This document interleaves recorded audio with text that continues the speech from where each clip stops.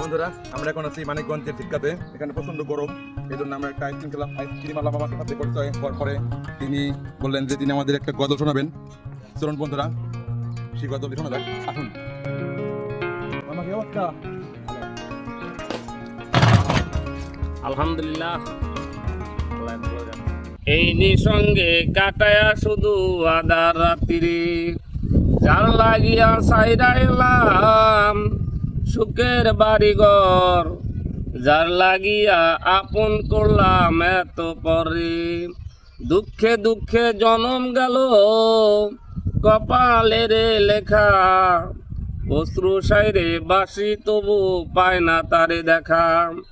আহারে দারুণ ক্ষুধা তুই কত কান্দাবি রে, ঘরের মানুষ পাগল কইরা কত ঘুরাবি রে, আমার মন হইয়াছে বন পাখি, আমারে আর ডাকিস না রে পাগল, হইলাম তোদের লাগি কত রাতে জেগে থাকি, ভালোবাসা দিস না রে আমায়, গাতিস না রে প্রাণের মালা, অশ্রু ভরে নয়ন দেখি, করিস না রে ডাকা ডাকি, গভীর রাতে যখন জাগো আমার কাছে কেমন লাগো, যখন কাঁদো অশ্রু তোমায় আমার বুকে ধরে রাখো, কেউ আনিল একশে জ্বালা, কেউ গাতিল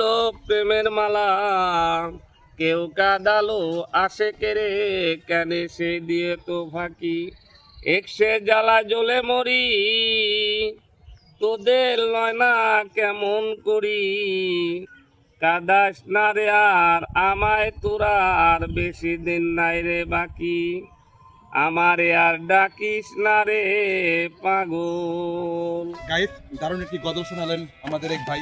ভাইয়ের নামটা জানো কি? মোহাম্মদ কেবরতুল্লাহ